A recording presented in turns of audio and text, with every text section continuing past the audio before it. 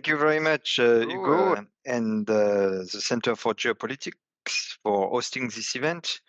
We are very honored to present this book to you and your audience. So let me share some slides. So this volume is fairly recent. I will make a short overview of the volume. So this volume is meant to discuss the role of Germany in European integration.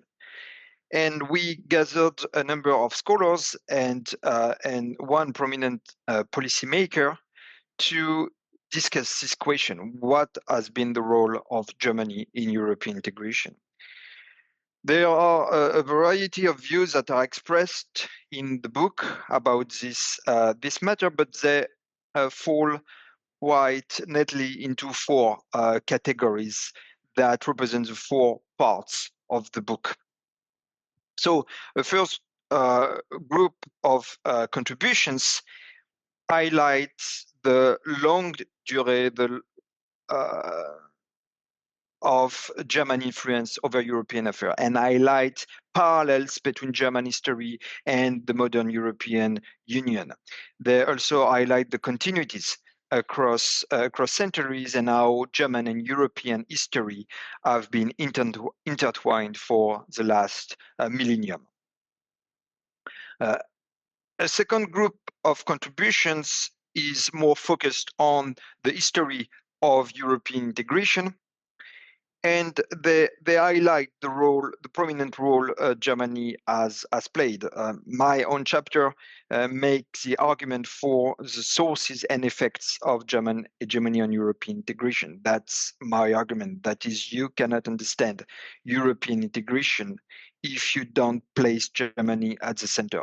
Germany had the primary predicament to create the European Union as we know it, and it had the resources to do that.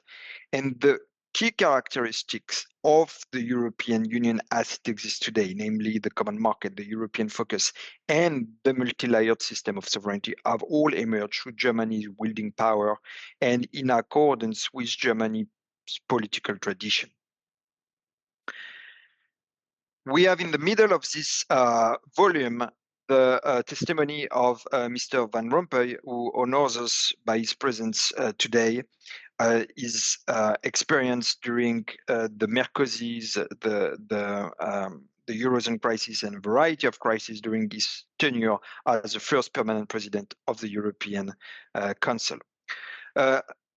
With part 3, we enter with a group of contributors that highlight some of the limitations of German influence over European affairs in military matters, at the end of the Cold War, and in monetary affairs as well, especially recently. Fernando Guerrero will talk more about his own contribution. Last, we have contributions that are focused on the most recent developments, including energy policy questions, the aftermath of the Eurozone crisis, the COVID pandemic, the Ukraine war. These contributions tend to present Germany in a declining role in European integration. So that's a discussion. I encourage everybody in the audience to get the book, read the book, to understand the various facets of German influence in European integration. So we have some news to share today. The book is available with Routledge as a hard copy and as an ebook, and now it's also available as an audiobook. You can get the audiobook by going to my website, Emmanuel Comte.eu, and you will easily navigate to the audiobook, which is read by a very warm and articulate British voice. So I recommend the experience. And personally, I also propose a course online on Pax Germanica for anybody who is interested. The deadline to enroll is on the 18th of August, also on my website. So once again, thank you to the organizers for inviting us, and for the audience to be following us today. Yeah, I wanted to comment on two things that Caroline has said. I think Caroline's chapter is one of the top chapters of the book, and I would be tempted to say that if you are to remember only one chapter, it should be that one, because it combines a bit of everything inside the book. So Caroline said it's a book chapter that is totally not about Germany, which is quite interesting because, as she mentioned, the Habsburg Empire used to be the backbone of Germany for centuries. And somehow the connection between the two got lost. So what is really important in that chapter is to understand how this political entity has so many parallels with the European Union, and it make the point of the strong influence of Germany in European integration. The second thing that is crucial in what Caroline has said is that the First World War destroyed the Habsburg Empire. And Caroline has just said the situation today is extremely dangerous. And rereading her contribution before this seminar, I could not prevent myself as well from making this parallel again. That is, what she shows in her chapter is that the Habsburg were not going to war. But there was one exception to this rule, and that was the First World War. And that exception confirmed the rule that when the Habsburg Empire wanted to wage an offensive war, they eventually led to the end of their empire. That's why the situation today is so dangerous, and the European Union should not consider itself what it is not, and should really understand what it is. Continuing on that point, that is, there is a risk if the EU wants to go to a very offensive relationship with Russia, that it cannot stand this kind of offensive behavior, exactly like the Habsburg Empire could not stand an offensive behavior against Russia, by the way, again, even though Russia was not crucial in the eventual demise of the Habsburg Empire. So the question is whether the relationship of Germany with Europe has been more defined by demography or by geopolitics. The whole question is also, what is Germany? This was the starting point in Caroline's discussion earlier. So what is Germany? And what is interesting is that I don't think we can understand German history if we don't consider that the Germans consider themselves not as a separate unit, but have to roam the rest of the continent. They must be roaming the rest of the continent.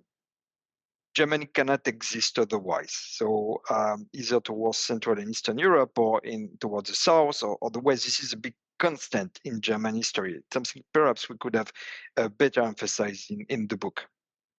And geopolitics came after in the form of aggressive states at the periphery of German lands that led Germany into a centralization of power.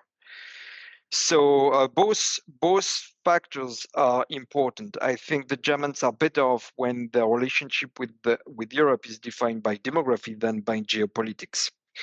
But to continue along that thread as well, I think this book is important not just because Germany is an important player in Europe, in the European Union, but also because many of us make the argument that many of the structures of the European Union are very influenced by German history. And so I recommend to the public to read the book in order to make up their own mind on what is the true nature of the European Union, because we can say many things about the European Union, but at some point histories take its rights back, and I don't think the EU can evolve into whatever it wants, whenever it wants. That is, if we understand well the history of the European Union and the history of the continent, we understand that the room of maneuver may be limited. And about the debate we are talking about, there are so many parallels with European history. An aggressive neighbor at Europe's borders that leads into into some form of centralization. This is the whole story of the continent. The whole story of the continent. And we were talking about a recent vote in the Dutch parliament. Caroline mentioned it earlier. The Dutch were the first to leave the empire precisely at the time of centralization efforts in the context of aggressive neighbors. So the risk of the EU falling apart is real. So to read the book, to get to make up your mind on these debates. That the whole debate we have in the book. That is the European Union is always on a very narrow path, and this is what this book tries to show. That is, any attempt at further centralization could lead to further centrifugal forces taking on. It's clear for German leaders that the costs of US securities are dramatically increasing, not just because of the requirement to spend more on defense that come from Washington, but in a variety of fields, the Americans are getting an increasingly costly partner for European security. The Germans were very attached to that because they could not consider seriously, I believe, the French umbrella in terms of nuclear defense. So the US umbrella was much more compelling than any French umbrella. So I think the EU and the European Union can live without NATO. That's something which is still unknown, because actually the EU and European integration have always occurred during NATO existence, but I don't see why NATO is absolutely necessary, and I don't think the latest episodes have clearly demonstrated it. So we may evolve towards a more European-centered defense system. That I think is perfectly possible, and Germany can certainly be instrumental to that. The Europeans need to update their defense organization. I think that the Cold War organization is no longer working beyond the Trump's presidency. Let's be frank. Beyond the Trump presidency, it had already started to be increasingly problematic before that. So there is a need for a new security concept for Europe that is tailored to Europe. And that's why also this book is so important, because you need to understand what Europe is in order to design anything. And you cannot superimpose a security concept, a US security concept, or even a national security concept to the EU. You need really to be tailored on what the EU is and what it can achieve in the field of security. So this book can serve also for this reflection, to design a genuinely tailored security concept for Europe.